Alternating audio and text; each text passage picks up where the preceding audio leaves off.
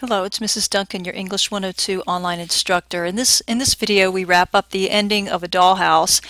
And I heard last week, I'll be listening to it this week, your retelling of Acts 1 and 2, what has happened so far. And now on the flip, I'm coming in and kind of talking with you through Act 3, which you're reading this week. Lots of important things have happened, and in Act 3 it all comes together with unexpected outcomes. There's very little that we can kind of see coming. We do know that if we picked up on the what we call subtext, that Dr. Rank is dying, and that when he sends out this little card with a black dot on it, that means his diagnosis is terminal for sure, and he won't be coming around because he is going to die. But this is sort of a inside secret code between him and Nora, because he knows he's probably going to die. He's confessed that he's actually in love with her, which is pretty shocking because that's not how she viewed the relationship.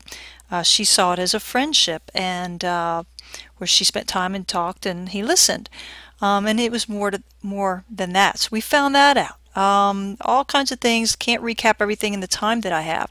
So when we come to Act 3, and we always should be noting these little lines by Nora.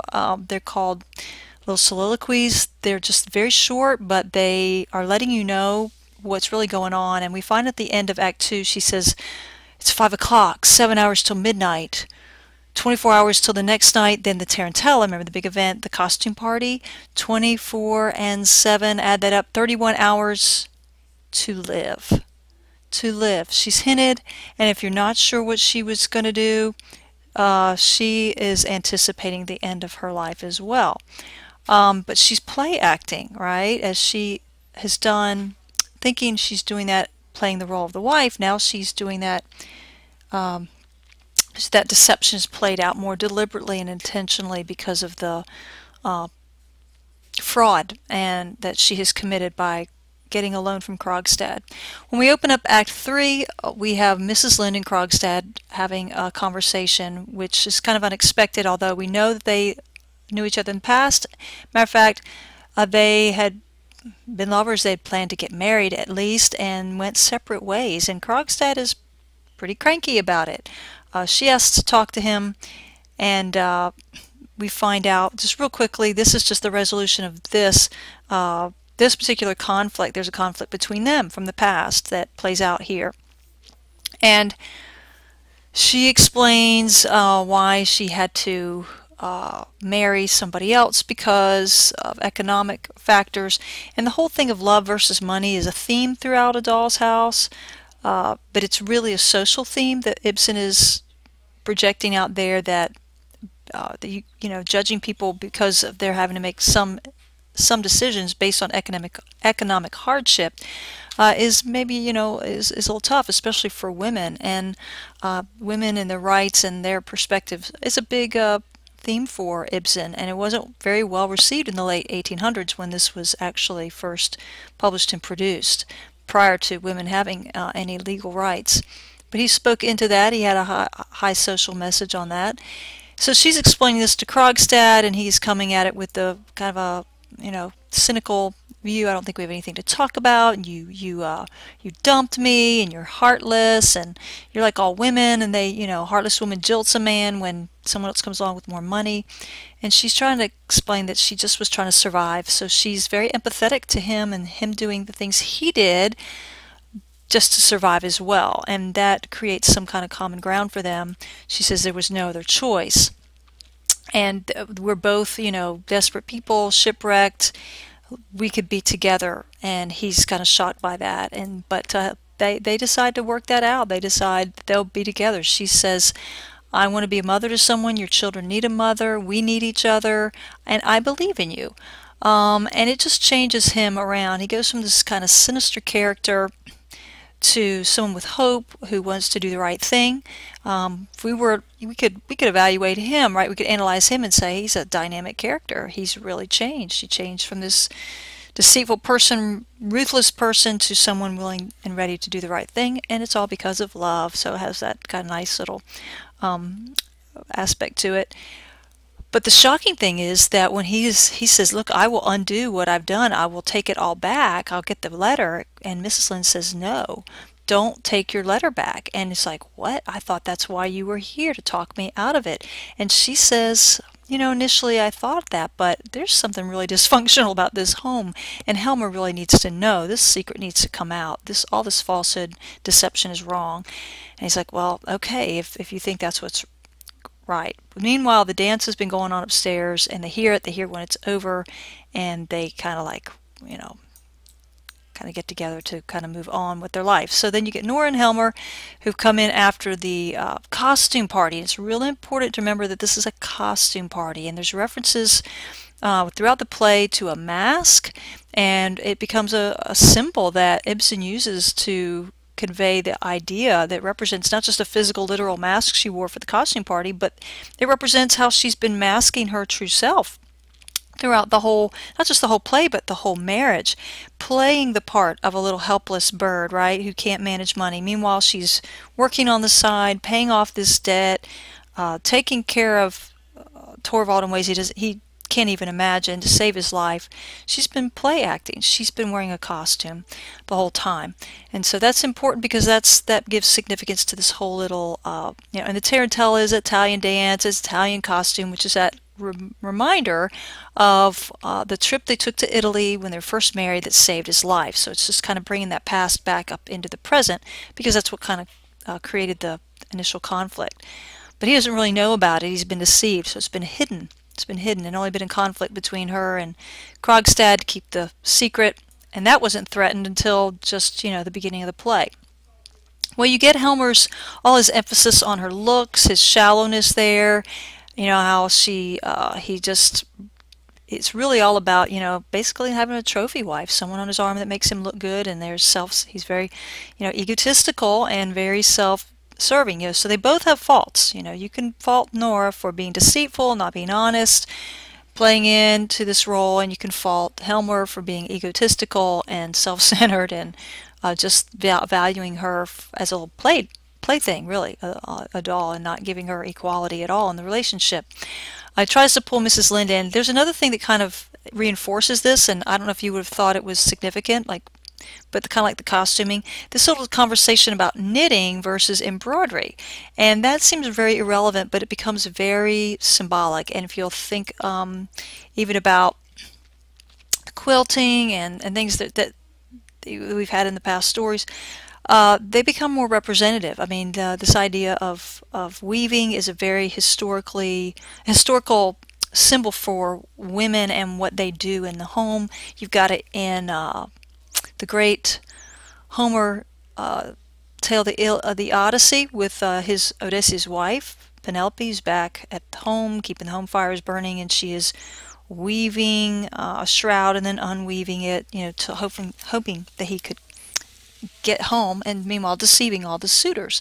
So it's this old kind of female archetype.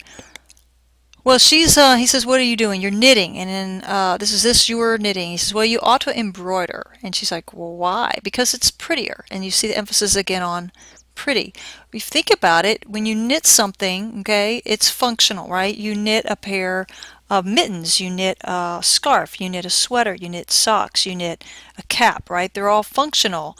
When you embroider, it's decorative, right? It's like doing a monogram. The shirt's a shirt, whether you embroidered a monogram on it or not, right? It's not functional, it's decorative. And his emphasis is on the external, on the decorative. It reveals a lot about Helmer. He says, knitting, it can never be anything but ugly, is ungraceful, even the way it's doing. And he's going, well, that reveals a lot about what he thinks is purposeful or useful. Whereas Mrs. Lynde has always been about survival. Why would she want to embroider when she's just trying to make ends meet? So there's some little motifs, some symbolic things going on I want to make sure that you picked up on that help reveal the theme and reveal the characters. Then we go on into the story a little bit more, which we've got to move through. I can't summarize. You got to read all this for yourself, and I believe you can follow the basic line here going along and I'm trying to hit the highlights, some things you might have missed and that are important. I only have 5 more minutes to do that. Rank comes through. He's kind of, drunk and miffed because Nora has not said she loved him back, and they're talking all around. Torvald doesn't really know what's going on. He kind of takes a shot at Nora in her costuming. Yeah, that's she's just gonna come as herself because she's not who she really is. And then he kind of gives the lingo for, yes, I'm gonna be sleeping, which is figurative for his death. And so when she says wish me the same, it's another hint, even though he doesn't get it, that yes, she's going to die soon, but he doesn't pick up on that cue. So they're going through the letterbox. She's trying to avoid that. He notices that somebody's been picking the lock. She blames the maid, but it's her, or the children, but it's her hairpin, and it's because she's been trying to get it out. She's been trying to avoid it, and she can't. And then it's the letter. Also Rank's cards, which say he's going to, the Black Cross says he's going to die, and his illness is terminal. Then which is a little bit of a distraction, but then they get back to the letter, and right before it, here goes, right here, don't miss this, she knows what's coming. He's going to read it. She waits. He's in his room, and she's like, never to see him again, never, never, never to see my children again, never. Oh, the icy black water, the unfathomable depths. It was just really a popular way to commit suicide back in the day, was to, she wouldn't have access to a gun or certain drugs or whatever, so it was to drown yourself, jump off a bridge into the icy waters. Kind of like on the Christmas movie, A Wonderful Life, where he's standing at the bridge ready to jump in, and he knows the water, and Titanic too. The girl, Rose, she's going to jump off into the icy cold water, and that's how she's going to die. So it was kind of like a thing back in that time. So she's anticipating that, because he's going to read it, it's going to be the end, I'm going to commit suicide. So that's where she's headed. Of course, it's going to take a pretty dramatic turn, that she, as you know, doesn't commit suicide. She chooses something else. Pretty remarkable. But even though she was intending and thinking she was going to choose suicide, people were still really upset about the choice she made at the end. And of course he blows it, my joy, my pride, a hypocrite, a liar, worse, a criminal, and it's all going to reflect on me, and it's always about him, and you've destroyed all my happiness, you've ruined my future. And she says, well, when I'm gone, you'll be free. And he's just not even thinking that she's going to sacrifice herself, which is what she's thinking about. She's going to do. She's going to sacrifice herself, and then she's going to make sure, that he won't be blamed. And then when they get the second letter, where, Krogstad says, I'm not going to tell anybody about it, then he takes it all back and says, we can just go back like it was before. And it's just not, Nora just can't, this just can't happen. You've really revealed to me your real heart. I thought you loved me. You just love yourself. You have never loved me. You only thought it pleasant to be in love with me. And it was just a big revelation, big epiphany for her. She realizes that he loves himself. And the marriage is a sham. It's just based on her playing the little doll wife role. Just at home I was Papa's doll child. You don't treat me like a real person, and we can't ever have a real marriage, and I need to leave. So she totally changes from I'm going to commit suicide, it's all my fault, right? To, oh my gosh, he doesn't really care about me. Why am I going to sacrifice myself for him? And so instead she says, I have to leave, I've got to leave you, I've got to leave the children, which was probably the biggest point of controversy. But she by now has believed, because of all the things she's read and been told, that they're better off without her, and they're better off with the nanny that raised her, is a better mom. She's believed all that. It may not be true. And then there's just this last little ending that maybe, maybe that something could change, and she's like, I don't believe it anymore. But, so there's this little unresolved, if he could change, maybe there's some hope. Anyway, the way it ended was shocking to all the audiences at the time. It's really not what you expect, because even if you catch what she's talking about with the suicide, then she changes her mind. She has this big epiphany, big change in her perspective. And so some people think it's the right thing to do, some people think it's the wrong thing to do. It's just, this was the message that Ibsen was trying to share that there's this problem.